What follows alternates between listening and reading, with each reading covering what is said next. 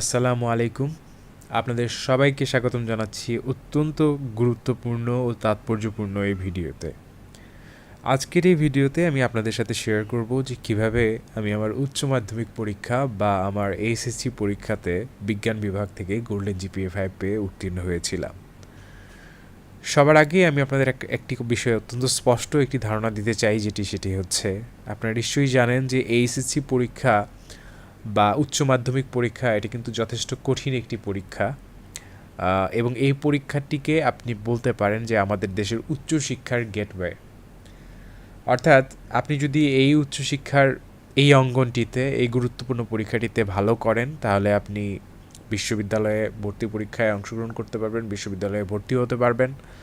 আর যদি এই পরীক্ষাটি আপনি খারাপ করেন তাহলে সকল ভর্তি পরীক্ষায় সকল জায়গায় এবং সব জায়গাতেই আপনি পিছিয়ে পড়বেন। এবং সবচেয়ে গুরুত্বপূর্ণ ব্যাপার, যদি আপনার স্বপ্ন হয়ে থাকে যে আপনি বুয়েটে পড়বেন, আপনি ঢাকা বিশ্ববিদ্যালয়ে পড়বেন, মেডিকেলে পড়বেন বা জাহাঙ্গীরনগর, রাজশাহী বিশ্ববিদ্যালয় সহ অন্যান্য ভালো কোনো বিশ্ববিদ্যালয়ে পড়বেন, সেক্ষেত্রেও কিন্তু আপনার অত্যন্ত গুরুত্বপূর্ণ একটা বিষয় হয়ে দাঁড়াবে, সেটা হচ্ছে আপনার জিপিএ। এবং এই এইচএসসি পরীক্ষা বা উচ্চ মাধ্যমিক পরীক্ষা, এই পরীক্ষাটি কিন্তু মোটেও সহজ নয়। আমি আল্লাহর অশেষ রহমতে এই পরীক্ষাটিতে অত্যন্ত ভালো ফল করার সৌভাগ্য অর্জন করেছিলাম, এবং আমাকেও এই পরীক্ষাটিতে সফল হওয়ার জন্য অনেক কৌশলী হতে হয়েছিল, বিভিন্ন রকম টেকনিক স্ট্র্যাটেজি ফলো করতে হয়েছিল। সেই সময় আমার স্পষ্টভাবে মনে পড়ে যে আমার আশপাশে অনেক ফ্রেন্ডরা ছিল যাদের প্যাশনের অভাবের কারণে, যাদের পড়ালেখার একটু অসতর্কতার কারণে তারা শুধুমাত্র যে এই পরীক্ষাটিতে খারাপ করেছিল তাই না, অত্যন্ত ভয়ানকভাবে তারা তাদের সারাটা জীবনে পিছিয়ে গিয়েছে, এবং অনেকেই বিশ্ববিদ্যালয়ের গণ্ডিতেই আসতে পারেনি। তো আমি আপনাদের উদ্দেশ্যে আজকের এই ভিডিওতে এই বিষয়গুলো জানাবো। সবার আগে একটা কথা বলে রাখতে চাই, যেটি যে কোনো গুরুত্বপূর্ণ পরীক্ষার সবচেয়ে গুরুত্বপূর্ণ ব্যাপার হচ্ছে এর গাইডলাইন্সটা। আমি আপনাদেরকে একটা কথা বলে রাখতে চাই, আপনার কাছে যদি সঠিক গাইডলাইন্স থাকে উচ্চশিক্ষা বা ভর্তি পরীক্ষা বা যে কোনো পরীক্ষার জন্য, যদি আপনি সঠিক গাইডলাইন্সটা পেতে পারেন, সঠিক আইডিয়াগুলো আপনি কোনো একটা জায়গা থেকে গ্যাদার করতে পারেন, তাহলে কিন্তু আপনার জন্য পরীক্ষাটি এত কঠিন হয় না।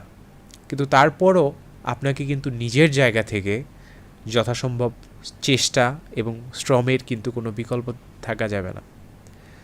তো আমার সেই সময় আমি শিক্ষকদের কথা স্মরণ করি, যে যাদের গাইডলাইন্সটা আমি পেয়েছিলাম, এবং আপনাদের উদ্দেশ্যে বলবো যে যারা আপনারা এসএসসি পরীক্ষা দিচ্ছেন বা আপনাদের জীবনের সবচেয়ে ক্রিটিক্যাল এবং সবচেয়ে কঠিন এই পরীক্ষাটি দিচ্ছেন, তাদেরকে আমি শুধু একটা সতর্কবার্তাই বলবো যে এইচএসসি পরীক্ষা বা উচ্চ মাধ্যমিক পরীক্ষাটাকে আপনারা মোটেও ছোট করে দেখবেন না। এই পরীক্ষাটিতে আপনি যদি একটা সাবজেক্টে এ প্লাস মিস করে ফেলেন, আপনার জীবনের জন্য এটা অত্যন্ত বড় ট্র্যাজেডি হবে। আপনি যে কি হারিয়ে ফেলবেন সেটা আপনি কল্পনাও করতে পারবেন না।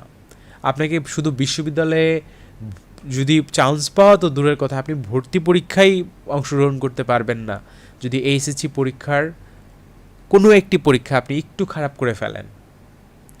এবং এই উচ্চ মাধ্যমিক পরীক্ষাটি এটা মোটেও সহজ নয়। এই পরীক্ষাটিতে আমি বলে দিচ্ছি, একটু ভেবে দেখেন যে সবচেয়ে বেশি আপনি সেই সাবজেক্টটাতেই খারাপ করবেন যে সাবজেক্টে আপনি উইক। আপনি এখন একটু নিজেকে একটা প্রশ্ন করুন যে আচ্ছা, আমি যেভাবে পড়ছি বা যেভাবে আমি আগে আমার পড়া হয়েছে, সেই পড়াতে কি আমার এমন হতে পারে যে উচ্চ মাধ্যমিক পরীক্ষার সময় আমার একটি পরীক্ষার এ প্লাস মিস হয়ে যেতে পারে? আমি কি এমনভাবে পড়েছি যে আমার এ প্লাস সবগুলো বিষয়ে নিশ্চিত হবে, নাকি আমি যেভাবে পড়েছি সেটার ভিতর এমন অন্তত একটি বা দুটি বিষয় রয়েছে যেখানে আমার এ প্লাস মিস হতে পারে? নিজেকে প্রশ্ন করুন। যদি আপনার মন থেকে এই প্রশ্নের উত্তর আসে হ্যাঁ, যে আমার এ প্লাস মিস হওয়ার মতো একটি সাবজেক্ট রয়েছে, নিজেকে প্রশ্ন করুন আমি কোন বিষয়ে এইচএসসি পরীক্ষায় এ প্লাস মিস করতে পারি। এরপর আরেকটা প্রশ্ন করুন নিজেকে, কেন, কোন কোন দুর্বলতার কারণে, কোন কোন জায়গায় বিশেষ গুরুত্ব না দেওয়ার কারণে আমার এই বিষয়ে এ প্লাস মিস হচ্ছে বা হতে পারে। আমি এ প্লাস নিশ্চিত করার জন্য আজকে থেকেই কি কি কাজ করতে পারি, কোন কোন অ্যাকশন নিতে পারি, কোন কোন বই কিনতে পারি, বা কোন কোন কোর্স প্রোগ্রামে পার্টিসিপেট করতে পারি, অথবা কোন কোন তথ্যকে কিভাবে ব্যবহার করতে পারি যাতে করে আমার ওই এ প্লাসের মিস হওয়ার যে সম্ভাবনা আছে সেটা পরিপূর্ণভাবে আমি বন্ধ করতে পারি।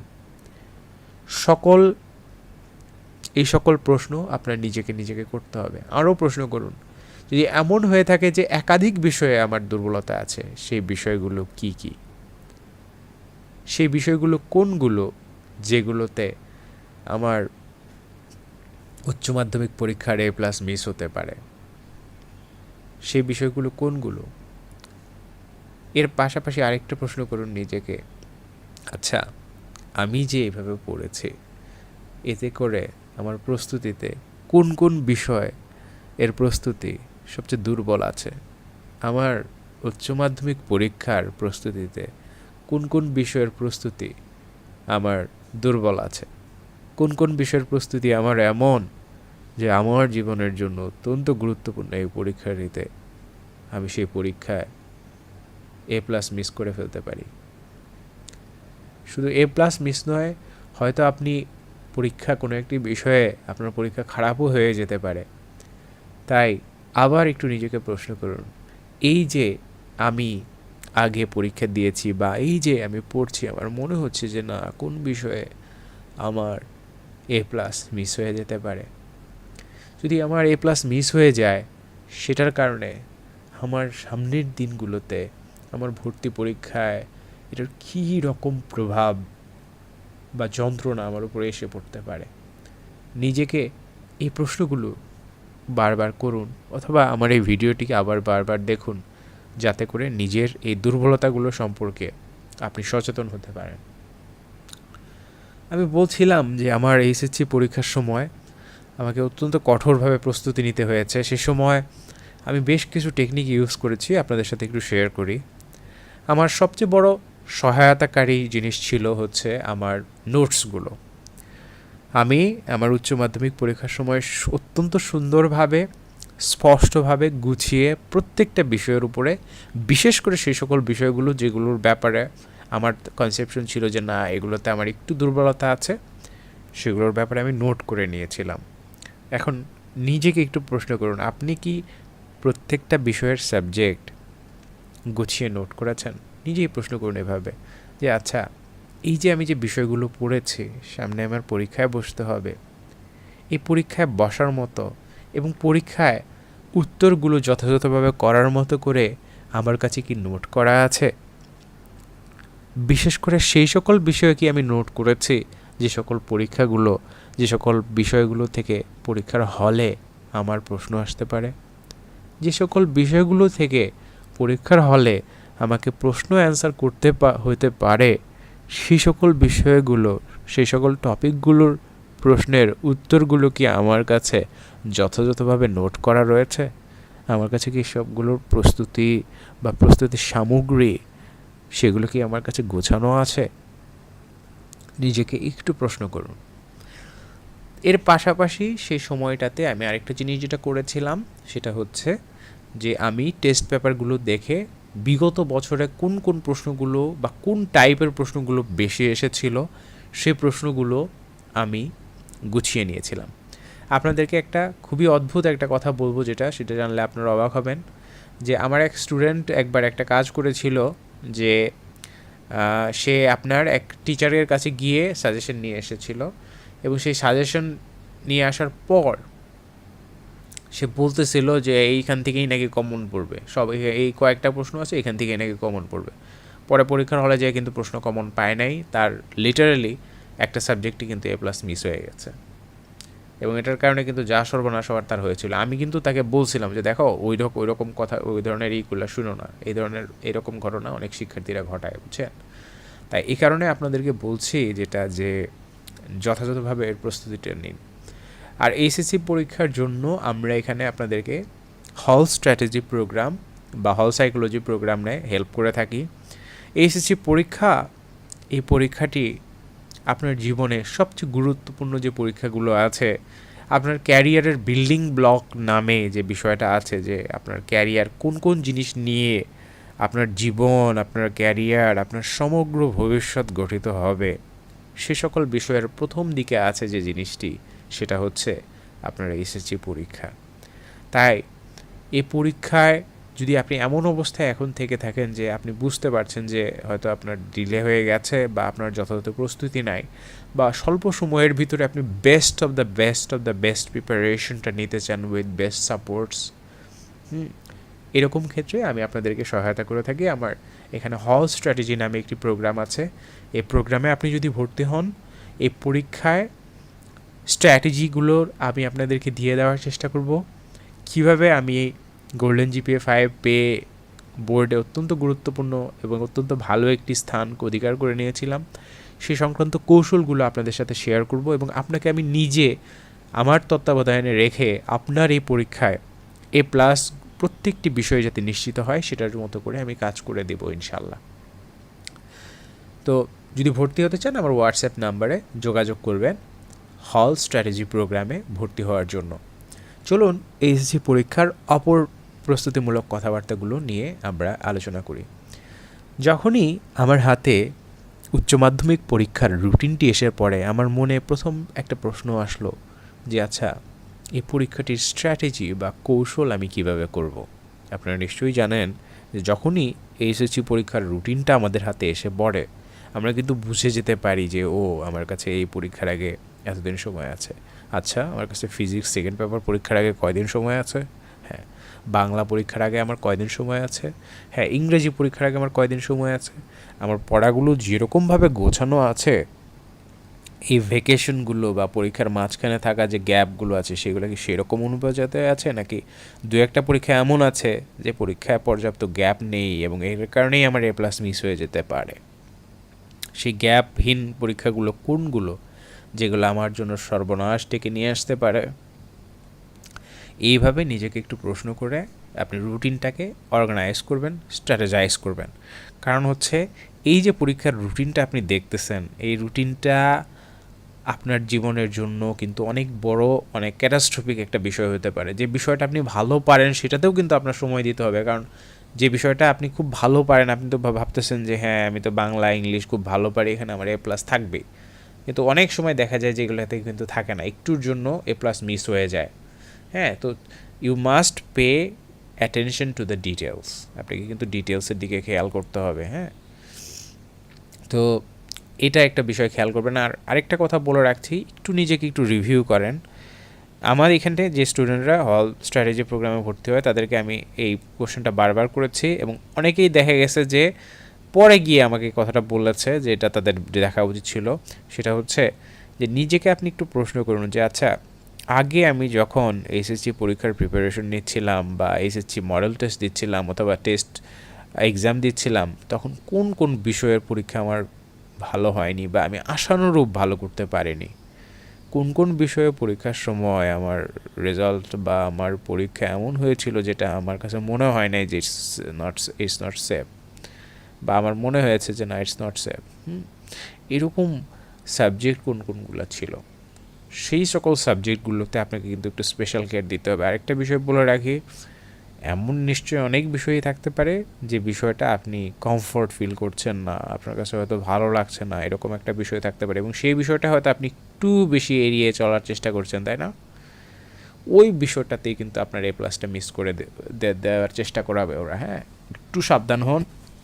আর এইচএসসি পরীক্ষাটা এটা এতটাই একটা মারাত্মক পরীক্ষা এবং এটার জন্য যে কী পরিমাণ ডেডলি ইম্প্যাক্ট আপনার লাইফে পড়তে পারে, যেটা আপনি হয়তো পরে কল্পনাও করতে পারবেন না। তাই ছোটোখাটো এই সমস্ত ডিটেলস থেকে আমাদের কিন্তু সাবধান থাকতে হবে। আচ্ছা, হল স্ট্র্যাটেজি প্রোগ্রাম নিয়ে কিছু কথা বলি। হল স্ট্র্যাটেজি প্রোগ্রামটা আসলে মোস্ট ইম্পর্ট্যান্টলি জিনিসটা হচ্ছে যে আপনার এই যে পরীক্ষার সময়টা, এই সময়টায় আপনি কিভাবে অ্যাকশন নিলে আপনি এখানে গোল্ডেন জিপিএ 5টা নিশ্চিত করতে পারবেন। পরীক্ষার হলে, ধরেন আপনি পরীক্ষার হলে রয়েছেন, পরীক্ষার হলে পারফরমেন্সটা আপনি কিভাবে এনহ্যান্স করতে পারবেন। হ্যাঁ, এবং হলে গিয়ে যাতে আপনার নার্ভাসনেস, অথবা একটা জিনিস হয়তো খেয়াল করেছেন যে পরীক্ষার হলে আপনি যখন গেছেন তখন আপনি অনেক তথ্য ভুলে যাচ্ছেন, এবং হল থেকে বের হওয়ার পরে আপনার এমসিকিউ দিয়ে আসার পরে মনে হইলো যে এই প্রশ্নের উত্তর তো এটা ছিল, আমি এটা কেন দাগে আসলাম, এই প্রশ্নের উত্তর তো এটা হবে, আমি এটা কেন দাগে আসলাম। এই ধরনের যে একটা মাইন্ডসেট বা এই ধরনের যে একটা ঘটনাচক্রের ভিতর দিয়ে আপনি যান, তাই না, যে পরীক্ষার হলে থেকে বের হয়েছেন আর আপনার মনে একটা প্রশ্ন আসছে যে এই প্রশ্নের উত্তর তো এটা হবে, আমি হলে কেন সঠিক উত্তরটা দাগে আসতে পারলাম না। এটা হচ্ছে পরীক্ষার হলে আপনার নিজের মাইন্ডকে কন্ট্রোল করতে না পারার কারণে আমরা হল স্ট্র্যাটেজি প্রোগ্রামে এইটার বিষয়ে আপনাকে শিখাই থাকি। এখানে আপনার বেশ কিছু ফিজিওলজিক্যাল টেকনিক্স ইউজ করতে হয় যাতে করে ওই সময়টায় আপনি অ্যালার্ট থাকতে পারেন এবং এই যে নার্ভাসনেস বা এই যে ইনস্ট্যান্টলি পরীক্ষার হলে মনে না আসার যে সমস্যাটা, এই সমস্যাটা থেকে আপনি বের হতে পারেন। ঠিক আছে, এবং আরেকটা জিনিস খেয়াল করবেন যে পরীক্ষা দিয়ে আসছেন ঠিকই, কিন্তু হচ্ছেটা কি, যখনই আপনি পরীক্ষাটা দিয়ে আসতেছেন পরীক্ষার হলে যাওয়ার পরে আপনার পারফরমেন্স মানে আন্ডারমাইন হয়ে গেল, পরীক্ষার হলে আপনি যথাযথভাবে পারফর্ম করতে পারলেন না। কেন এরকম কেন হইলো যে না আগে পারতেছেন ঠিকই বা হল থেকে বের হওয়ার পরে জিনিসগুলো আসতেছে মনে ঠিকই, কিন্তু হলে কেমন করে জানি আপনার ভিতরে এক ধরনের জড়তা এসে গেছে বা আপনি স্পন্টেনিয়াসলি অ্যান্সার করে আসতে পারেননি। খেয়াল করেছেন না যে আপনি যখনই যাচ্ছেন পরীক্ষার হলে স্পন্টেনিয়াসলি অ্যান্সারগুলো আসছে না, হ্যাঁ অ্যান্সার বের হচ্ছে না, বা আপনি একটু নার্ভাস ফিল করছেন, একটুর জন্য আপনার একটা বড় জিনিস ভুল হয়ে যাচ্ছে, মনে আসছে না। তো এই যে এই ধরনের যে এম্বারাসিংয়ে যে অবস্থাগুলো, এইগুলো থেকে বের করার জন্য আমরা হল স্ট্র্যাটেজিটা ইউজ করে থাকি। আর অল্প সময় আপনি কীভাবে বিপুল পরিমাণ তথ্য মনে রাখবেন, পরীক্ষার সময় কীভাবে স্ট্র্যাটেজিক্যালি পড়বেন, হ্যাঁ কোন কোন ফ্যাক্টরগুলো, এখানে আমি আপনাকে এদেরকে কিছু একটা টেকনিক শেয়ার করি। দেখুন, যখনই মনে করেন আপনি এসএসসি পরীক্ষার প্রিপারেশনটা নিচ্ছেন, এখানে একটু দীর্ঘ সময় ধরে পড়ার মানে অ্যাট এ স্ট্রেস পড়ার চেষ্টা করবেন। আপনি পড়ার সময় যদি ওয়াশরুমে যান বারবার, বা হ্যাঁ আপনি যদি ডিফোকাস হন বা ডিস্ট্র্যাক্টেড হন, খেয়াল করবেন যে অনেক কিছুই কিন্তু ডিস্ট্র্যাক্ট করে। আপনারা হয়তো এখন স্মার্টফোনের দিকে বেশি ডিস্ট্র্যাক্টেড হচ্ছেন, ফেসবুক ইউটিউবে কোনো আপডেট আসছে সেটা নিয়ে ডিস্ট্র্যাক্টেড হচ্ছে। এরকম হওয়া যাবে না ভাই, এটা তো আপনার সারা জীবনের একটা লাইফ টাইমের একটা পরীক্ষা। আপনি একবার এইচএসসি পরীক্ষা খারাপ করেন না কেন, আপনার আশপাশের মানুষজন, আপনার মা, এই যে আমার একটা স্টুডেন্টের ঘটনা, অল স্ট্র্যাটেজি প্রোগ্রামে আসছিল ছেলেটা, হ্যাঁ তুষার নামে একটা ছেলে, বলল যে ভাইয়া আমি তো এইচএসসি পরীক্ষা খারাপ করছি, পরে তো কোনো জায়গায় চান্স পাই নাই, তো এখন আমার মা বাবা দুজনই আমাকে অপমান করে এবং সেই অপমানগুলা আমার কানে আসে এবং আমি সেগুলা শুনি, এবং যখন আমি এই কথাগুলো শুনি সেগুলো তোমার, হ্যাঁ সেগুলা যখনই তারা আমার ব্যাপারে বদনাম করে, খারাপ কথা বলে, সেই জিনিসটা আমার কানে আসে বারবার। ঠিক আছে, সো এই ছেলেটার মা বাবা ওকে প্রত্যেক দিন ক্রিটিসাইজ করতেছে, কোনো জায়গায় চান্স পায় না, কিছু করতে পারতেছে না। হ্যাঁ, তাহলে দেখেন কত বড় একটা দুর্যোগ ছেলেটার জীবনে নেমে আসছে জাস্ট এই যে এইচএসসি পরীক্ষার সময়। আরেকটা কথা বলে রাখি, অনেকে হয়তো ভালো কলেজে পড়েন নাই, সেটার কারণে হয়তো আপনার ওইরকমভাবে ঝালাইটা ঠিক মতো হয় না এইচএসসি পরীক্ষায়, তো এটার কারণে অনেকের পরীক্ষা কিন্তু খারাপ হয়ে যাবে। হ্যাঁ, সো আগে থেকে সতর্কতামূলক ব্যবস্থা হিসেবে আমাদের হল স্ট্র্যাটেজি প্রোগ্রামে আসলে আমরা আপনাদেরকে যতটুকু সম্ভব এই লাস্ট মুহূর্তের সময়ের ভিতরে, অল্প সময় আপনি কীভাবে বেশি পড়া মনে রাখবেন, কীভাবে নিজেকে অর্গানাইজ করে এই সময়টা রাখবেন, কোন অ্যাকশনগুলো নেবেন না যেটার কারণে এই যে পরীক্ষার হলে এই ধরনের এই যে হলে ভুলে যাওয়ার টেন্ডেন্সিটা ঘটে, একটু জড়তার কারণে আপনার 10 নম্বর 15 নম্বর কমে যাবে। হ্যাঁ, আর সবচেয়ে খারাপ বিষয় যেটা, যে কয়েক নাম্বার 2-3 নম্বরের জন্য A+ মিস হওয়ার যে সমস্যাটা, দেখেন পরীক্ষাটা এমন, আমি আমার নিজের অভিজ্ঞতা থেকে আপনাদেরকে বলছি সত্যি কথা, আমার অপটিমাল টার্গেট ছিল যে আমি 85% নাম্বার অ্যান্সার করে আসবো। আমার কিন্তু কোনো সময় ওরকম টার্গেট ছিল না যে আমার A+ নিশ্চিত করে আসতে হবে। A+ নিশ্চিত করে আসার টার্গেট থাকলে আপনি A+ পাবেন না, আপনি 75 পেতে পারেন। হ্যাঁ, কিন্তু A+ নিশ্চিত করার আমার অপটিমাল টার্গেট ছিল ধরেন 85, 83 অ্যাটলিস্ট। 83-র নিচে অন্য কোনো ওরকম পরীক্ষা আমি দিই নাই। এমনি তো আপনার গোল্ডেন GPA 5 পাই নাই। সো আপনাকে অপটিমাল পারফরমেন্সের কথা চিন্তা করতে হবে। আর যেটা বলছি, যদি প্রস্তুতিতে কোনো ঘাপলা থাকে নিজেকেই প্রশ্ন করুন যে কোন জায়গায় আমার প্রস্তুতিতে আমি পিছিয়ে আছি এবং সেটার জন্য আমি কী কাজ করতে পারি।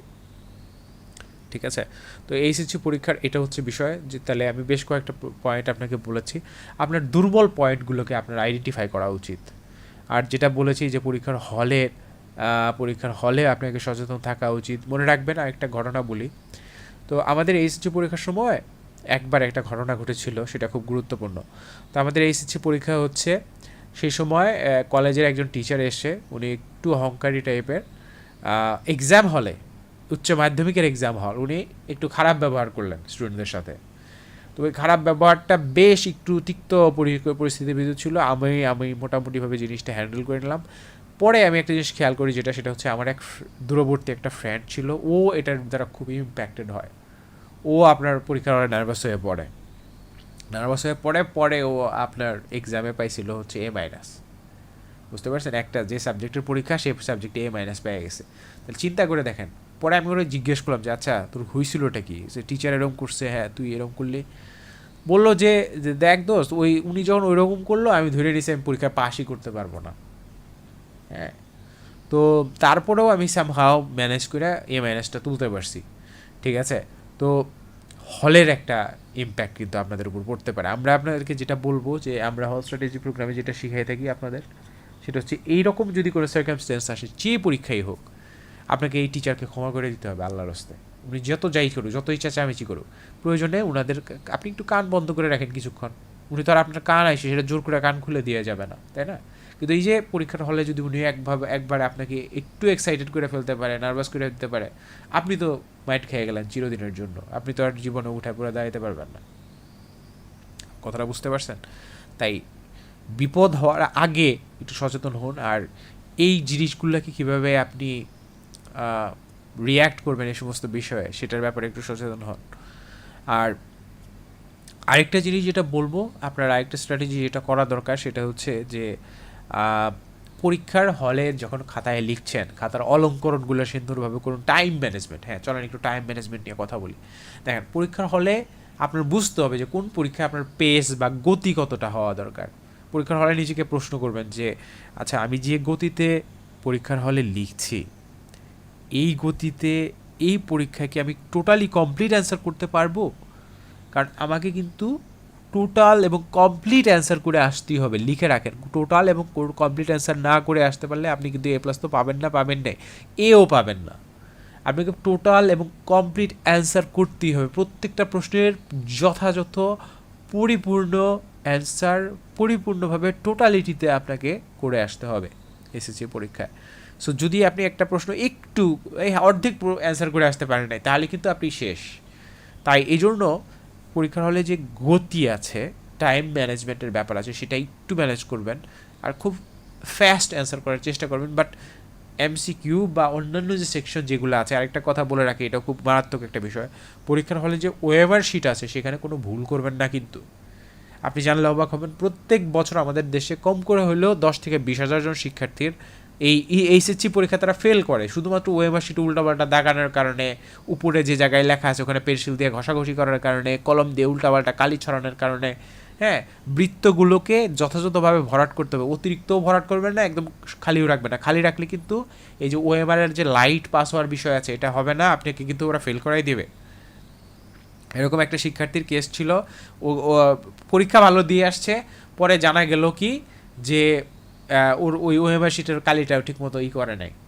কালি পাস করছে, মানে আলো পাস করছে, পরে ওটাতে ওর ফেল এসে গেছে।